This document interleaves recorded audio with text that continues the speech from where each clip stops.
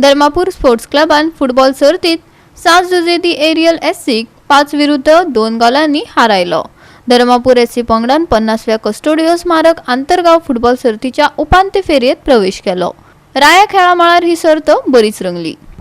10व्या मिनिटार नेश फर्नांडिसाच्या माध्यमांतल्यान धर्मापुरान आघाडी घेतली। एरियलान 29व्या मिनिटार रिबेलोच्या माध्यमांतल्यान बरोबरी केली। दोनूय पंगडात अटीतटीची लढत आशिल्ली। टाय ब्रेकरात धर्मापूर स्पोर्ट्स क्लबान पुराय फायदो करून गोल केलो आणि 5-2 गोलांनी जैत जोडले। पळयात काय रोमांचक धावपेच।